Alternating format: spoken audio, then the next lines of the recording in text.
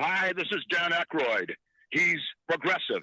He's beautiful. He's thoughtful. He's intelligent. He's powerful. He's positive. He is Stephen Cuoco on Power 98.5 Satellite Radio. We don't play the social game. We are social. Power 98.5. Empowering listeners from the US to the UK. Live on air with Stephen Cuoco.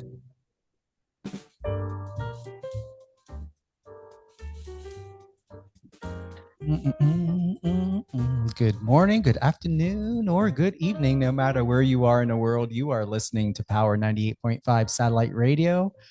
I'm Stephen Cuoco. I'm live on air with Stephen Cuoco. It's been a morning, afternoon. I'm not with it, Carrie. You already got the accidental voice message that was meant for someone else, and I accidentally sent it to you. Please tell me you did listen to it. I did, and you were firm, but articulate about what it was you needed done with the lawn, and I feel so close to you. Like when I saw that, I'm like, wait a minute, that went to Carrie. So then I clicked on it to copy the audio, and then I sent it to my landlord. Oh gosh, I think you can delete text messages. So yeah. Next time, no, there was nothing too personal in there. Now I know you even better. You know me even better and even closer of what's happening in my personal life. Oh my God. Exactly. He goes, my landlord responds, not listening to your rants, Stephen. He says, I ranted because I'm setting boundaries. Everyone's a victim when you set boundaries. We're ranting. I rant.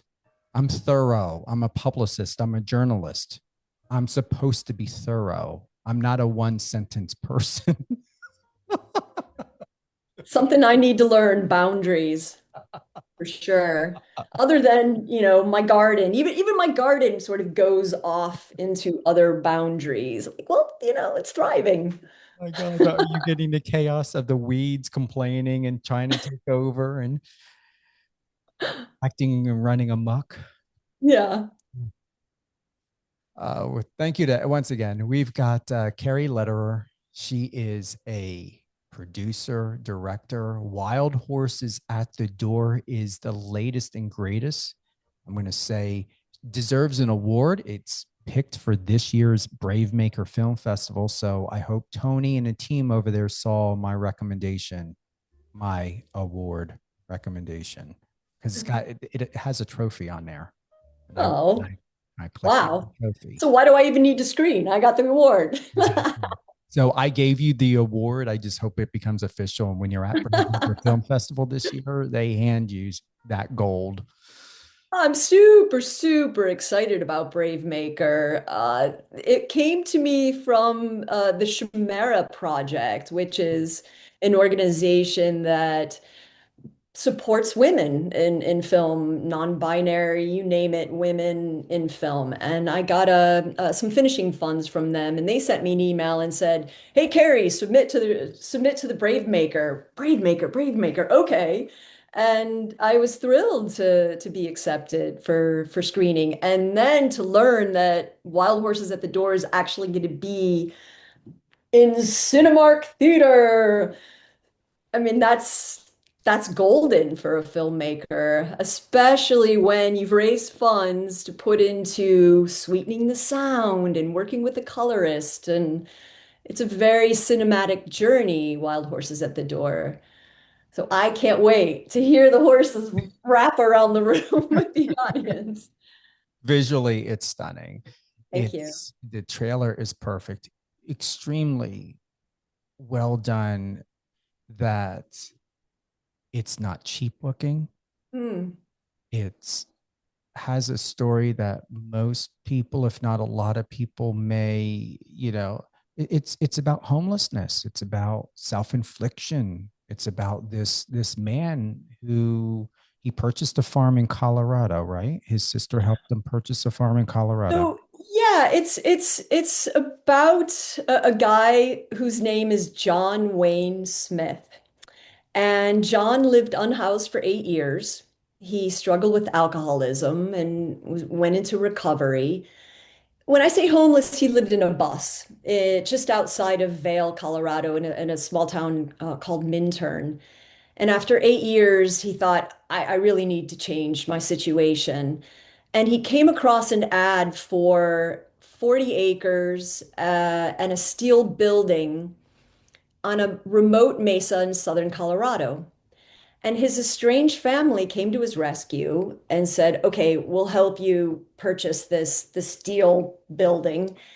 And within a week, he moved out there. And he knew that there were wild horses out there. John had grown up around horses his entire life. In fact, his last full-time job, well, a job that he loved was working on a ranch in Minturn, and the woman who owned the ranch passed. And it really devastated him. And that's kind of when things started to spiral. So, anyway, he moves out to this mesa and he's living there. And at first, he sees these wild horses from a distance. One evening, a pregnant, injured mare shows up at his door and he helps deliver the foal. And he names the foal Blizzard. From that day forth, all these horses started to come in. And he found healing and he found purpose caring for these wild horses. So that's essentially, the story, the log line story. But it's a story about resilience. It's a story about love. It's about this profound, transformative power of the healing of horses. It's about sustainability, both for John and for the horses. If I may ask, did you have a trailer there? Because I saw how he had to take a bath and he had to buy water to bring water back up. So it's not, there's no plumbing. Nope, There's he lives off grid. He's really got off grid. he's got solar panels. He has to haul all the water up, about 350 gallons of water daily. But that's not just for him, because now that he's committed himself to caring for the horses, he provisions the horses with water. And so John gets some help from his family, but he's on disability, so he gets money from that. And oftentimes he's constantly putting this money into both caring for the horses and caring for himself. So yes, I when I went out there, I camped out initially in the summertime, or I stayed in his bus, and then when I went in the wintertime, it was pretty cold out there, so I stayed on his couch and we'd share meals together. And otherwise, I was a fly on the wall, documenting the rhythm of John Wayne Smith's life on this mesa through these seasons. It is a selfless dedication to your craft and Mhm. artistry to do that. Because to hear, oh, you stayed on the couch, you shared meals. When you watch this movie, you're going to really understand not only off grid, but this is how humans lived before all of this modernization. Mhm. And just for you to be so accustomed to how we live now, you went back to the way, way, way beginning before all of this. I'm going to tell you, there's no amount of money or anything that could get me to do what you did. Oh, really? You're not a camper? No, I hate it. My version of camping is Glamping. staying maybe what, at the Hilton. Uh-huh. Oh, wow. Well, we're I really have far removed from. Wait a minute, you described your place out there in the country, countryside. yes, but I have a running toilet. I Yeah, can, that's true. I Yeah. do not, if I'm not able to take a shower, Yeah. flush the toilet. Yeah. So you never water the bushes. I have a great green thumb because I am from New Jersey, but no, I mean what John does, no. I mean, Yeah. I give him credit. I mean, because that, when you really look at it, and if you can expand on this, Carrie, and once again, we've got Carrie Lederer here. She's a film director, producer of Wild Horses at the Door. It's going to premiere this summer at Bravemaker Film Festival. And also to share, you were in a Peace Corps for 3.5 years. You've been directing, shooting, and editing, even hosting in nonfiction for over 2 decades. Uh, for you to have done that, I have a lot of respect for you because you put all of your desires and your goals and your pleasures aside selflessly to tell the story of someone else. You stepped into his world. How many people can do that? I can't, I wouldn't say that I can't do it, but I don't know if I would at the level of dedication that you brought to this film, and not just the film, to tell someone else's story. Not everyone can do that. Not what you did. This is something completely different. Well, it's been, like I said, many decades immersing myself in cultures throughout the world, both in the US and abroad. I started my career at CNN in the news and then left and joined the Peace Corps. Talk about immersion. I started in the Comoros Islands, which are a group of islands off the east coast of East Africa.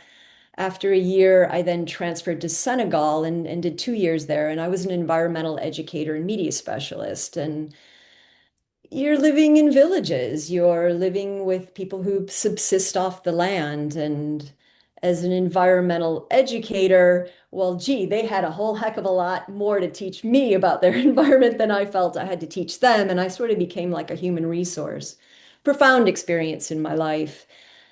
After Peace Corps, the just digital revolution hit, and so then you could afford to buy a camera, and Final Cut Pro came out, so you can edit. So I worked still on a lot of nonprofit social impact films. I did a lot of independent documentaries, and then the reality trend hit. Well, gee, now I can get a paycheck, and so for 2 decades almost, I worked on everything from weight loss to bridezilla to ice road truckers navigating through the Himalayas to Alaskan bush people, say yes to the prom, say yes to the dress, streetwear, gangs, true crime, of gosh, you name it. I feel like I've delved into all these worlds and I absolutely thrive on that. It's an exploration through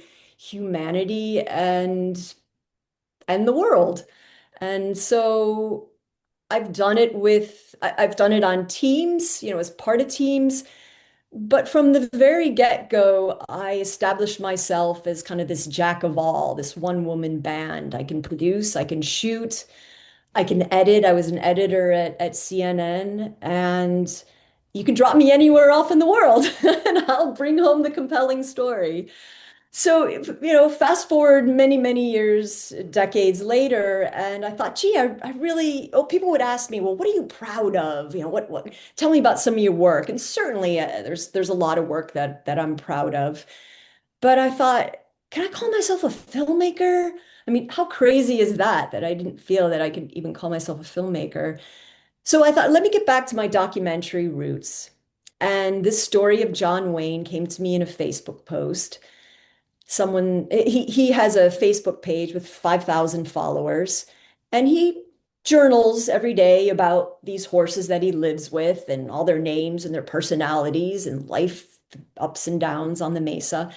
And someone said, John, you should have your story documented. And someone put my name in the comments. And so John and I exchanged info and we bonded over the fact that we were both ski bums, skiing the same slopes out in various areas of Colorado, Snowmass and Aspen. John is this multi-dimensional character, homeless, recovering alcoholic, but he's an amazing artist.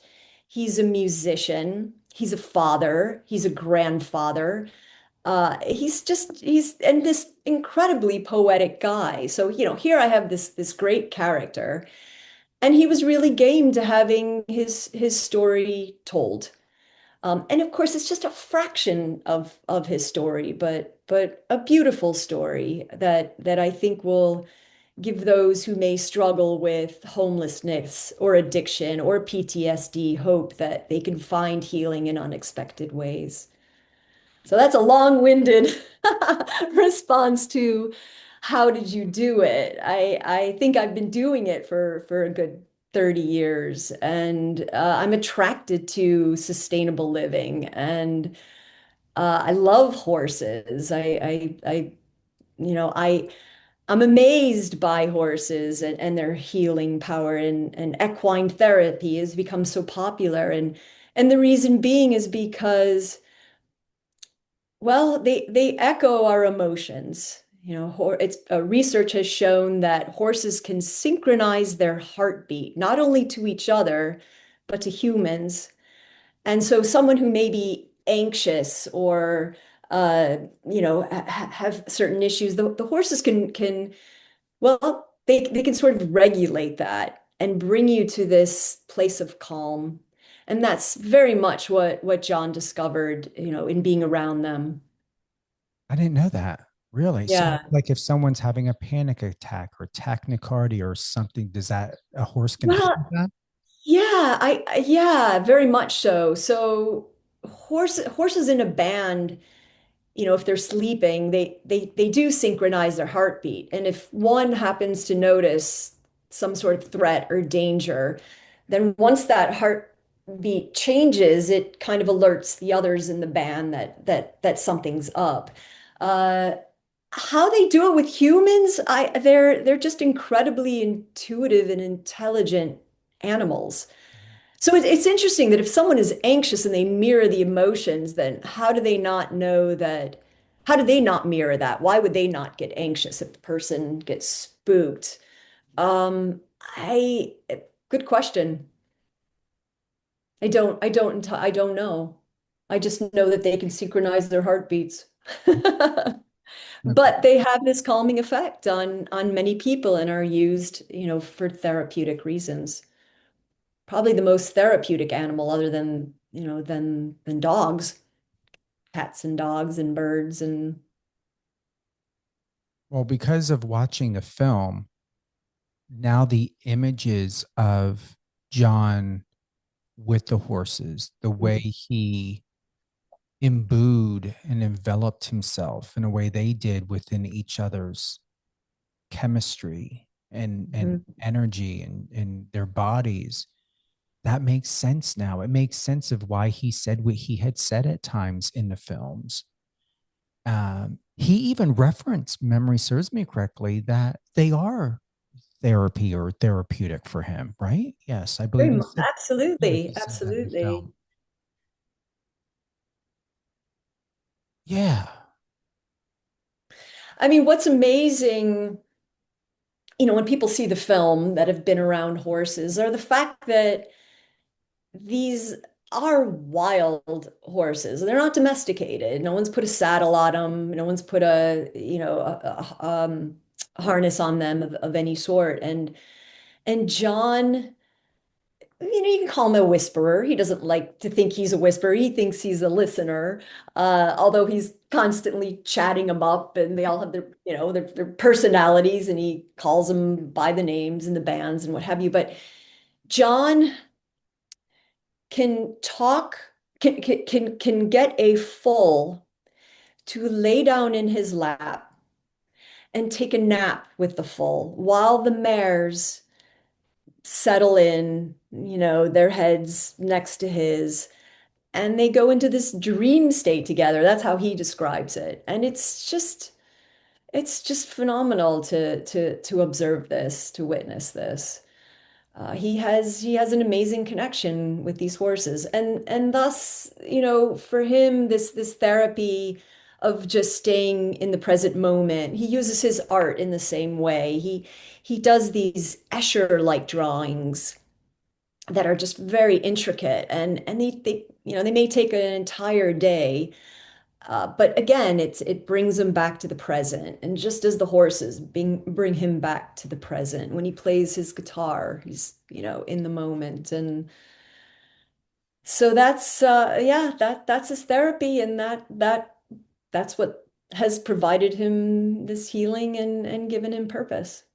I think he's fascinating and fascinating in a way that you can watch him longer than how the film was. The film is at its sweet spot, perfect sweet spot in length. Is there a part two? Will there be a part two or some sort of follow up this year, next year with John?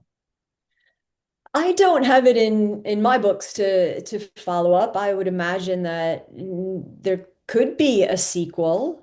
Um, yeah, not sure. That was a tricky thing. When I decided, I'm going to get back to my documentary roots, and I'm going to make a short. I kind of confine myself to that amount of time, which is 40 minutes and under. At least that's what the category is, and which has made it a little challenging to be accepted into festivals because, as I've learned, they prefer to program a 20-minute or less. And but here mine's right at the very edge of it. And when I was out there documenting, yeah, could I have continued to document? Probably, but where would the story have gone? I feel that unless I had gone deeper into his background, if you asked how's John today, very much the same as what happened in the film. Winters are very punishing. The spring arrives, and the mesa is just all in bloom, and the foals are born, and it's this new life, and he gets this new lease on life, as we all do when the spring arrives. And but so as far as other dramas happening, well, yeah, always. Does it warrant continuing to document beyond? Perhaps, but I think for the sake of this film, I felt that, I captured enough of this story to where you walk out and there's conversations that come up about all different topics. I think I mentioned to you when we spoke on the phone that I'd shown it to a friend of mine who's in her 50s, and her mom who's in her 80s, and her son who's 13.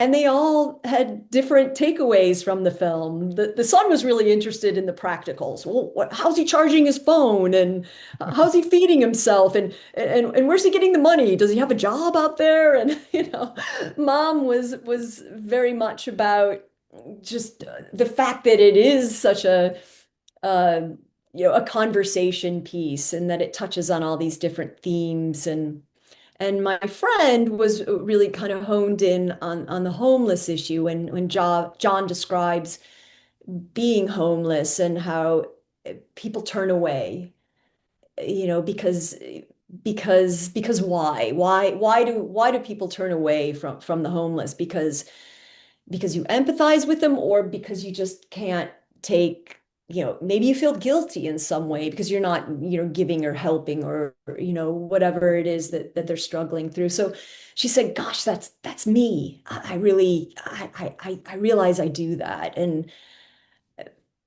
so that to me as a filmmaker is extraordinary, to create a film that people will continue to talk about long after the last frame flashes by. And it brings up something different for everyone. It will, and it does. And that's a good thing because everyone's Yeah, different. How there's no way from seeing this film every person's going to take away the same exact message or receive yeah. the same exact message. It's what's going to make it a great topic point of discussion, not just here, but even at when people come up to you, because you're attending Brave Maker this year, right? You'll Yeah, be very there. much. Yeah, absolutely. Oh, you got to let me know, like what were the conversations like? Yeah. Yeah, that's also the best is screening your film Hmm? and having a conversation immediately with the audience after, who are full of thoughts and questions. And yeah, that's the best. Your nickname, Carrier Pigeon, suggests a commitment to on the ground storytelling. Hmm. What's a moment where being present in a place completely changed the way you saw a story? Hmm. Wow, that's a tough one. Change the way I saw the story, being present. Um, you know, okay, I don't know, for some reason this one came to mind, but Alaskan bush people. Okay, another off the grid, family who goes and moves up to Alaska and lives off grid. And and the series is really just kind of mundane tasks that this family does to survive out in the middle of Alaska. And so as producers, with these reality shows, sometimes you sort of anticipate, well, what's going to be the conflict today, or what's going to happen that is going to make this an interesting episode. But with the Brown family, it seemed like no matter what, we didn't have to plan anything, that something crazy was going to happen. Like they're in the middle of the open water, off fishing to bring fish back to the homestead, and the boat breaks down, or uh, you name it, something would happen in this series. And I think that, and sometimes that's the difference between the reality, when you have sort of a contrived, or a confined amount of time to be able to tell your story. You got a big crew out there. You got to make something happen. You might throw something in. Whereas with documentary, you can kind of let it breathe. But yet, even within the reality, even when you're in the present, and you might have planned for something to happen, something else will arise. But I don't know, that's just what came up with being in the present with the Brown family and Alaskan bush people. And that's why the series continued, because oftentimes these incidences were rather comedic, and they were just great characters all around. Um, but you ask about presence. I mean, the Peace Corps was very much had me immersed in local culture and speaking another language.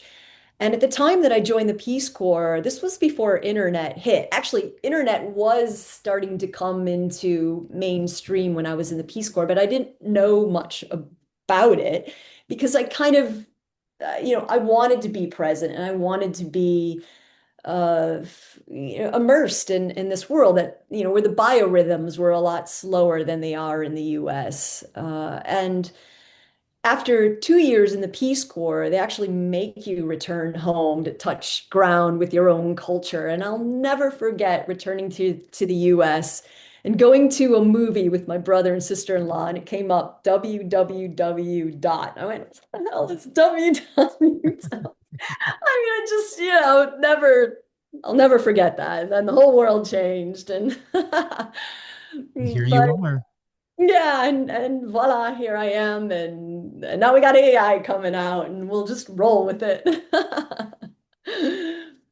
Yeah. You blend the technical precision of Mm. cinematography with the instincts of a journalist. Do you Mhm. ever feel tension between the two, and how do you resolve it in the edit? Hmm. Gosh, in the edit. Well, so a lot of the reality shows that I worked on, the reality documentary shows that I worked on, I wasn't in the edit. I was mostly a field producer, drawing out the story. So I'll address the edit in a second, but there were times that I would conduct an interview,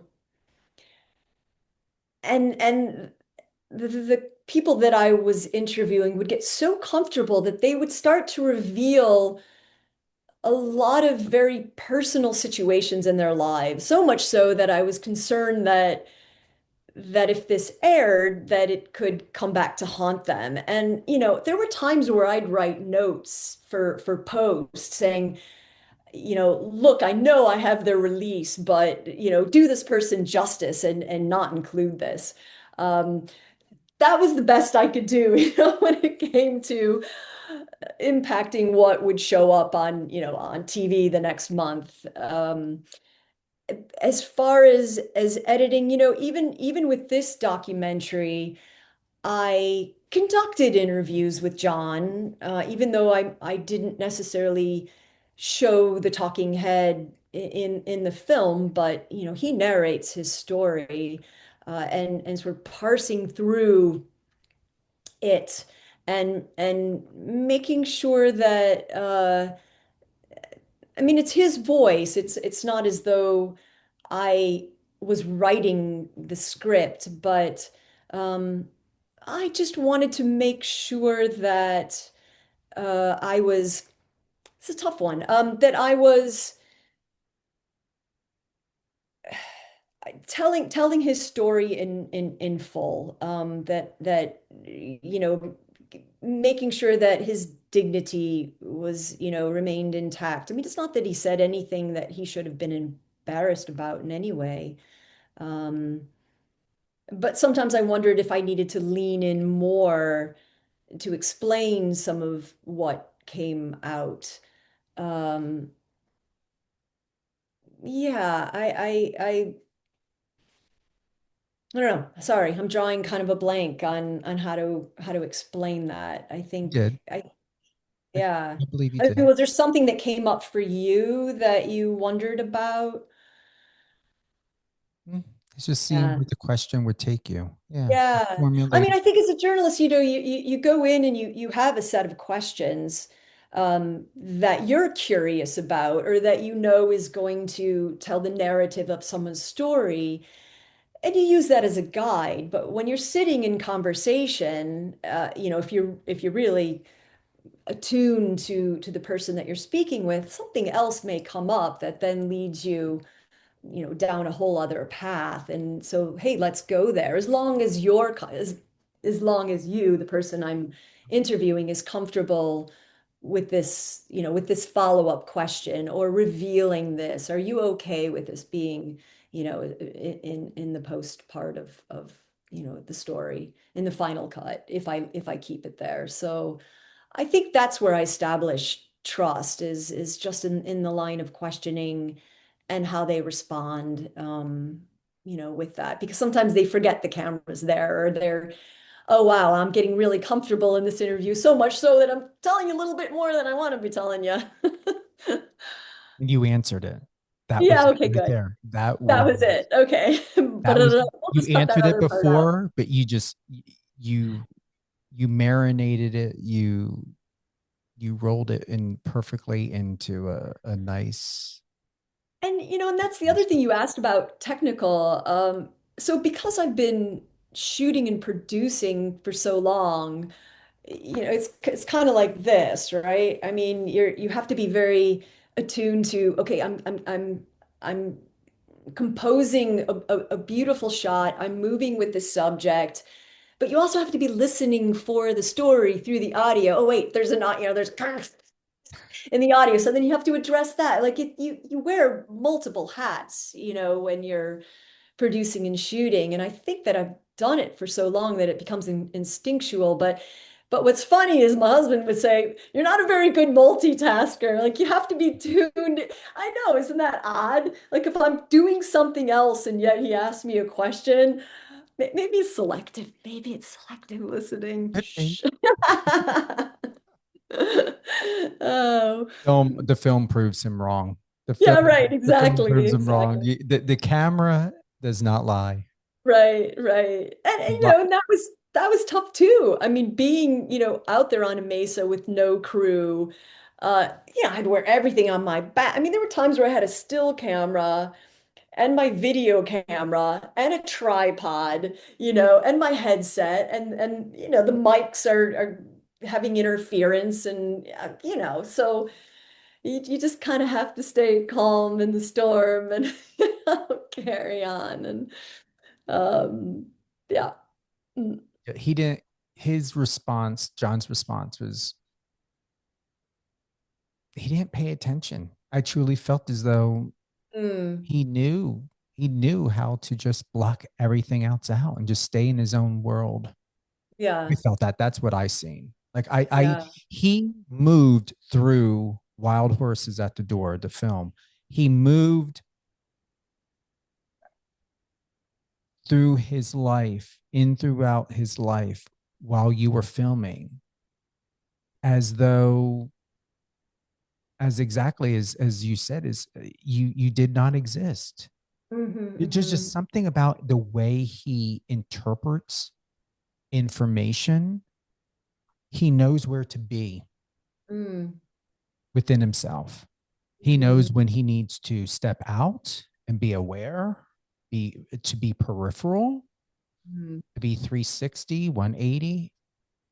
Overall in all, when watching the film, it did not feel as though someone was filming it. You're the second person. It's funny. I was on another podcast and the woman said the same thing. Why is it that I felt like a camera wasn't there?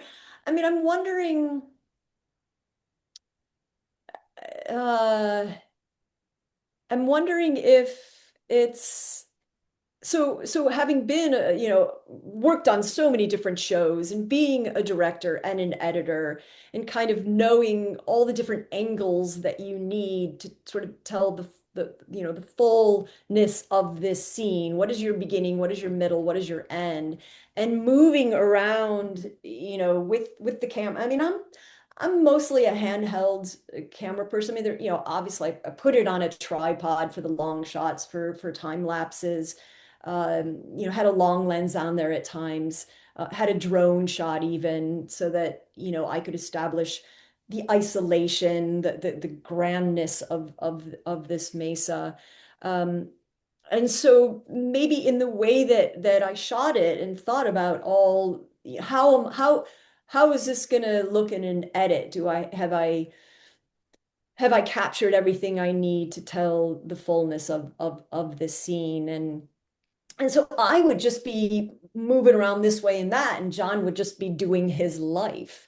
And when he first asked me, so how are you going to approach this, Carrie? And as a lot of filmmakers say, as a fly on the wall, and that's kind of what I was. Uh, and and I think the because I was living out there and we became good friends, that he emoted as though I was just a friend of his, and yet it came through my lens in that way. So perhaps that's why you felt that. And I wanted to create this immersive experience. It was intentional, as a director to create that. One of my early influencers was Frederick Wiseman. I don't know if you are familiar with the documentary filmmaker, but he documented a lot of American institutions. Welfare, a high school, and the camera would just roll. It was just raw, and he would shoot for 6 weeks. He often did the sound and had a couple cinematographers, and then he would go back and edit for 8 months, and that's exactly what I did. So And it that worked. was intentional. You Yeah. you happen to be another wild horse at the door that Yeah. that moved perfectly with everything and everyone else Mm. that was there. Mm. Yeah. Well, and the music helped too, I think. A lot of people comment on the music, and some of that music John played on his guitar. There's a couple popular musicians, which is kind of a lesson for me for music licensing because I have to keep chasing the funds in order to pay for the rights to this music. But it was just such a wonderful lyrical underlay, the music. So one is Tony Joe White. It's a swamp blues artist. And the other one is Guy Davis, which is the one that plays in the end, which is Sometimes I wish that I could fly away. And Mm. so John played those, and I thought, wow, I love those tunes. I wonder if I can get the rights to those. And yes, I did, but it'll be, this much for them. But they've worked with me, so that's great. And then I sourced music, royalty free and otherwise, but so, and I use it sparingly. I wanted the audience to, again, hear the bird sounds, hear John's echoing voice when he calls for the horses. And so sound, the soundscape was just as important as the visuals of this magnificent mesa. And it's surrounded by these cirque of mountains, and the clouds coming in, the weather changing, and the smell of the sage on the mesa and the horses running in. And yeah, it's just gorgeous. How do you balance being both an observer and a participant in the stories you document, ensuring Mm. authenticity while still shaping a compelling narrative? Mm. Well, I don't know. Participant means to me, you kind of turn the camera around on yourself, which I have done. With a travel series that so in my career I was a producer, shooter, editor, and Travel Channel approached me and said, hey, send us a reel. I said, okay, here's my reel. They said, no, no, no, we want to see you in front of the camera. We'd like you to host a show and juggle all these other roles. And this was a series called Not Your Average Travel Guide, and it was awesome. I mean, what a dream job to get assigned to travel somewhere and in your own voice and personality take someone on a tour of Vegas or Sedona or Panama or Mexico City for Dia de los Muertos. And so, here in this case, I very much had to be a participant, but I approached all those shows as documentaries as well. Vancouver, Canada was the most livable city in the world. Okay, well, let's prove or disprove that. And so off I would go, and lots of interviews on the street. So that's participatory documentary. How do you not become a participant? And I think you are a participant just through the way that you craft the film. I mean, yes, it's John Wayne Smith's story, but it came through my lens and my vision, both as I captured it and as I molded it in an edit. So that's where I participated and birthed this documentary, or other projects in my life. Yeah. Does that answer the question? Mhm. Yes, Sort it of. did. You're doing great. Don't doubt yourself. These are good questions. You. I'm gonna have to write them down and really delve in deeper and post post call. You want me to email them to you? I'll remember Oh, you them will? because Okay. I'll think back afterwards and go, now I know what I That's right. should have Yeah, well, we'll said. have this interview. That's right. You'll hear it. I'm trying. I'm looking for. By the way, am I bouncing around a lot because I'm sitting on a big old ball here, so I have a tendency to. You're good.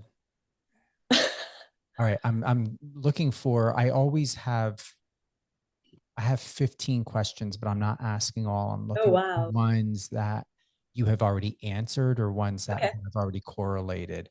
Uh, I like this one.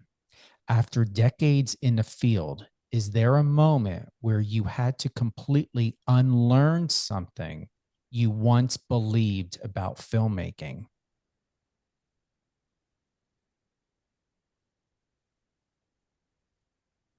Learn something. You don't have to have an answer. If it doesn't resonate, Yeah, you don't want to say no, yes. I think I would just say that I remember when I had an opportunity to document for Smithsonian Institute, and they run this course called Monitoring and Assessment of Biodiversity. And I pitched to them, hey, how about we create a promotional video and I'll document this course over 6 weeks. I don't know what I was thinking, but and they were scientists, park people, people from all over the world who wanted to learn how to come up with management plans for biodiversity in their respective areas in the world. And so I would be out in the field and filming. And there were times I just wanted to throw the camera to the side and get my hands dirty and get down with the scientists looking at what it was. That is something that I still struggle with is when you constantly have a lens in front of your face, you're a few degrees removed from the reality that you are capturing. And I'm constantly telling other people's stories. And so, uh, am I missing out in some, in experiencing life because I'm always viewing it through a lens and and presenting it through a lens or through someone else's voice, although it is also my voice. But I think that's been the hardest thing for me is when do I just put the camera aside and be present in this moment without a camera, whether it's whether it's moving or it's a still camera, because I also love to shoot stills. But I guess it's just an extension of me now. It is. It always will So be. Yeah. yeah. But I don't think there's been a moment where I kind of went, I mean, I just think, well, now with with so much competition for people's attention spans, trying to get the message or the truth out has become that much harder. Uh, and so how do you draw people into what it is that you've created and you're putting out when attention spans are this short. I think that's a real challenge, mm, for filmmakers. And What's a cinematographic?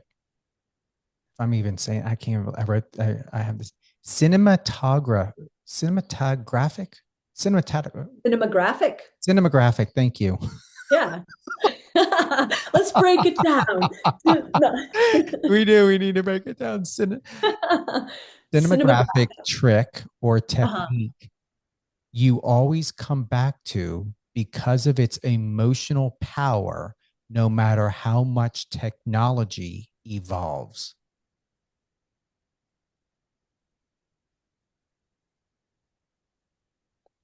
Something that I come back to.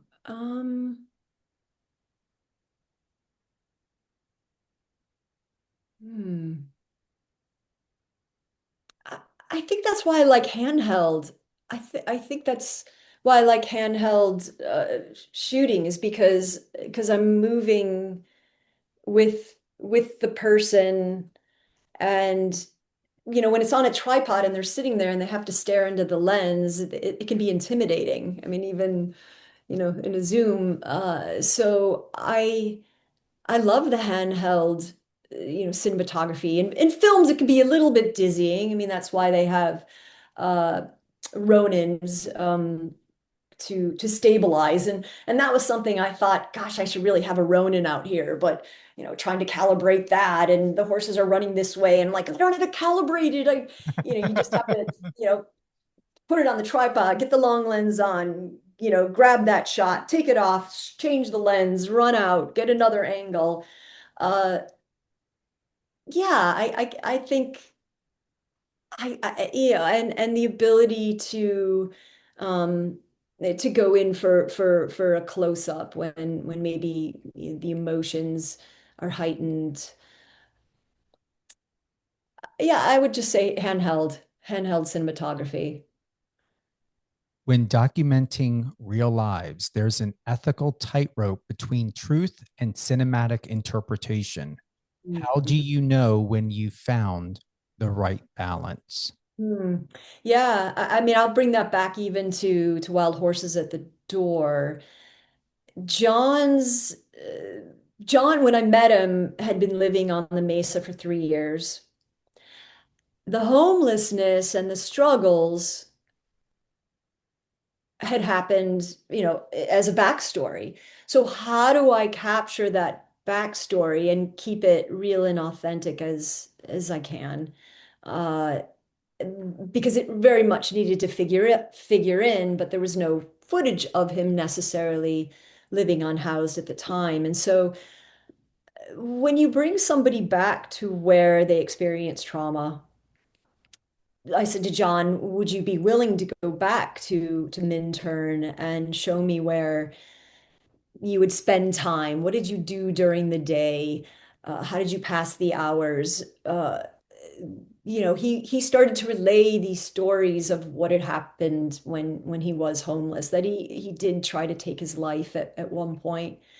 And do you feel comfortable going and sitting where that occurred? And I think what happens is that it just brings up the emotion again, revisiting these places. And so did I recreate some of that? Yes, but it was still, I think it still had a lot of integrity, and I still think it was authentic to his story. Or it was real in the sense that it happened exactly like that. And so I was somebody peering in, uh, and revisiting that time in his life. Yeah, I was That's my, surprised when he said that he was trafficked. Didn't he reference that he was at some building or some place with several people? It was like a little meeting, or he was outside. I believe he referenced that he was trafficked. trafficked as a Trafficked? child. Yeah. He suffered, yeah, he suffered a lot of trauma growing up. And that was something that I didn't expand upon. I thought that just that statement alone lent itself to realizing that this is something that he'll constantly have to struggle with his entire life. Do we need to go into that, further? Some people thought maybe I should, but I felt that just making the statement that what he had suffered through the abuse and sexual abuse was enough. I was surprised by that. Yeah. I'm even feeling surprised to even say that to you, because often we hear alcoholism, sexual abuse, Mm. but someone acknowledging they were trafficked, Yeah. that's powerful. Yeah. You don't hear that in conversation. No, no. You did very well. I'm not saying that you needed to expand on it. Mm. It was just a scene to acknowledge John and his healing and his Mm. perseverance. that Mm. that is something you hear in the film. And so this isn't why I'm saying this isn't about here's a guy who was homeless and had is recovering from certain addictions. Like, this is deep seriousness, things that you hear that happen more often than not to women. And that's what surprised me, is like he was explaining and sharing his story that you don't hear often that happen to men. Mhm. Mm. That's what I sat with. Yeah. Yeah, I worked on the A&E series Intervention. Are you familiar with Intervention? I am. Yeah. I used to watch it. Uh, yeah. And often in those episodes, the addicts would talk about trauma from their past, and it's thought that a lot of addicts have untreated trauma, thus the reason they medicate themselves. Um, and again, another reason why I was interested in this story is because at the end of intervention, it ends with the intervention. The family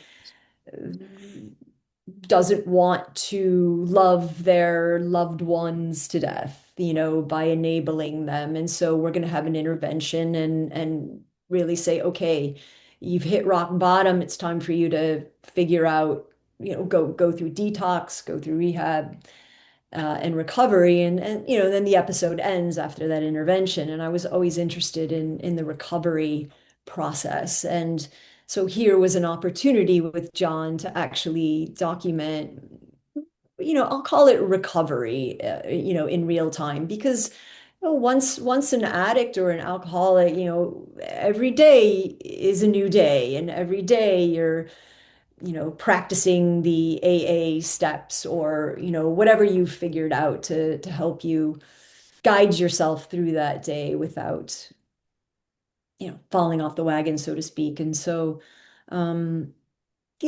yeah, John really presented, a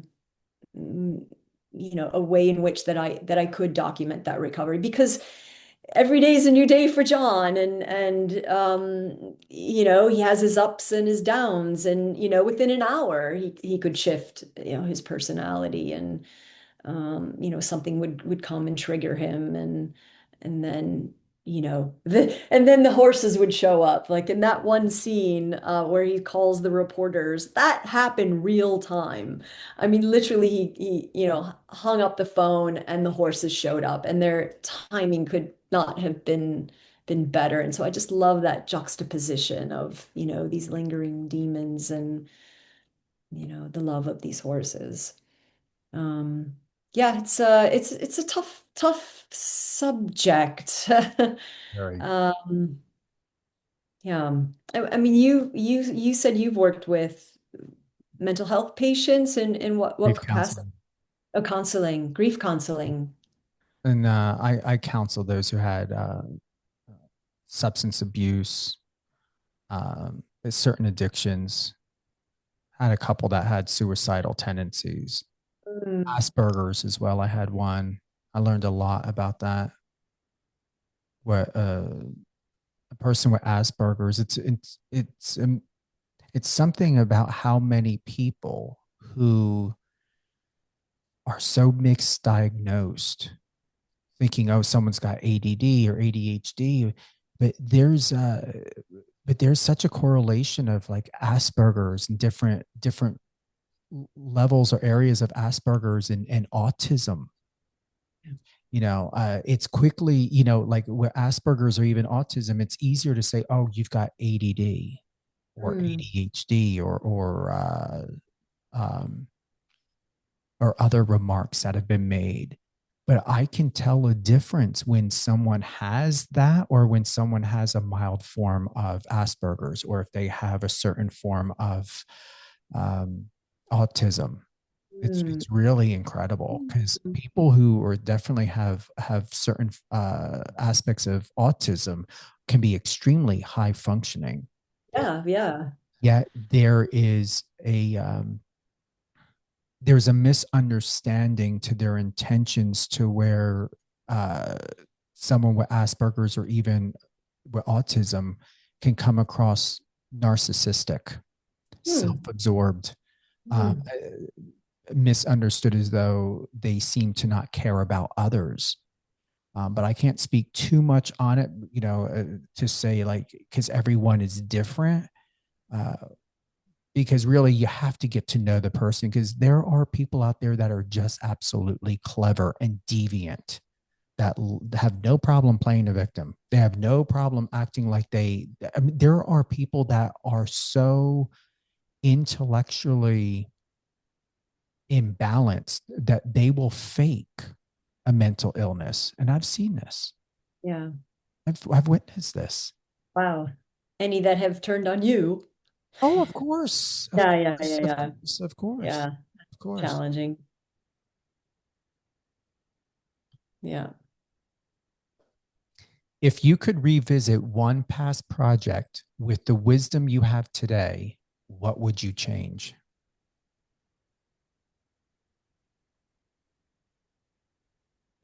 I don't know if there's a project in particular because I always feel like every project I'm learning something that I apply to the next. Going back, yeah, I mean you could pick apart many projects.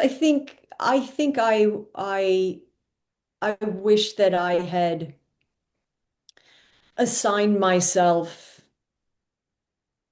the task of realizing my own documentaries earlier. I mean, it's not to say that I haven't, I mean, Travel Channel, yes, I created all these shows. I've done work for all different nonprofits where, they send me off to Uganda, where they're trying to prevent retinopathy, prematurity of retinopathy, and I would document the doctors there, and I mean I've done all different kinds of projects, but I just so early in my career I was attracted to documentary filmmaking, and so why didn't I work on my own vision for so long? I think that, if I look back, I wished that I had given myself, uh, I don't know, the license to just focus in on something,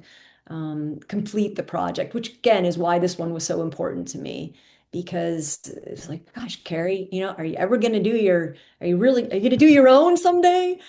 So that was a huge task. Like, good job. You finished it. And, the festivals and everything else, okay. But you met somebody who entrusted in you, you were aligned in the mission and you completed it. And that in itself is a wonderful accomplishment. I think for all filmmakers, it's such an undertaking. Documentaries are such labors of love.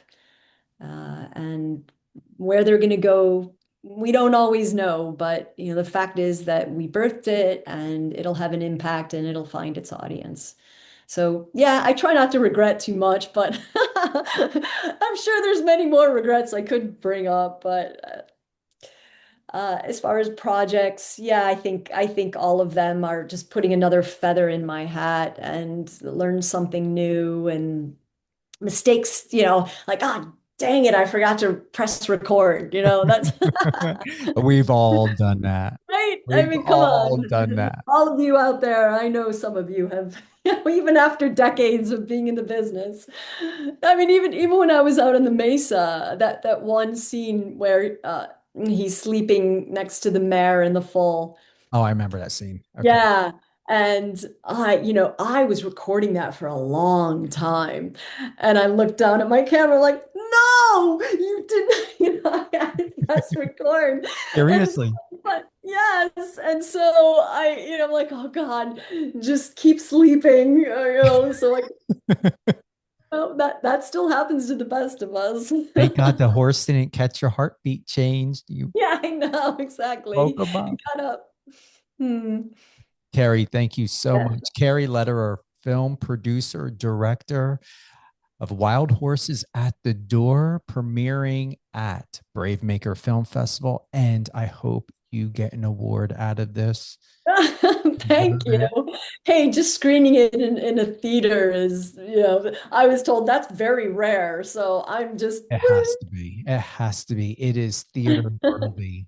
Any thank you so closing much, Steve. thoughts? You are welcome. Any closing thoughts at all? Anything you want to leave us with? Come check out well, let's see. I've got a Facebook page, Wild Horses at the Door. It's on Instagram and on my website, Carrier Pigeon Productions.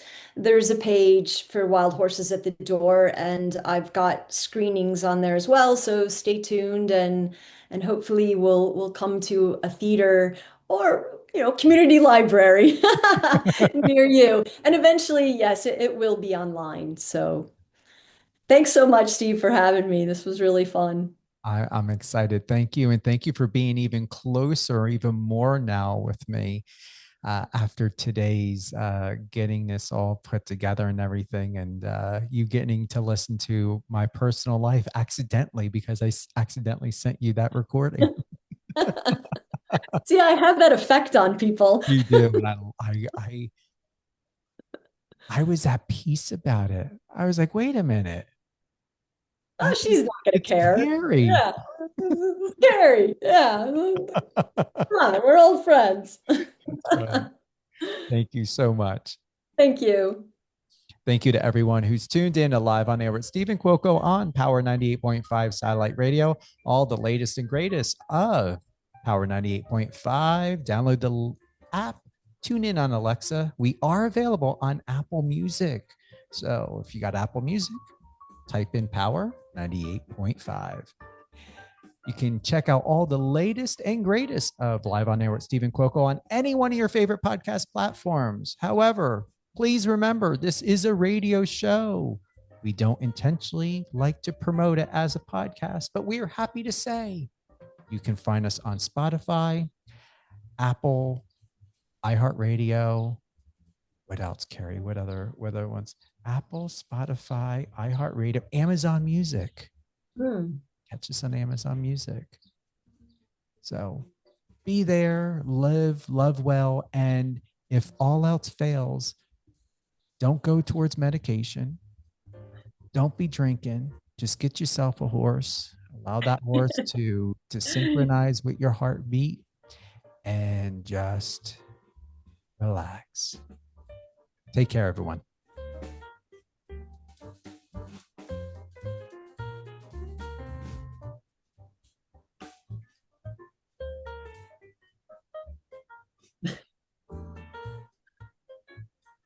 This is where I got to remember to, like you said, turning things on. I got to make sure I turn everything off. Find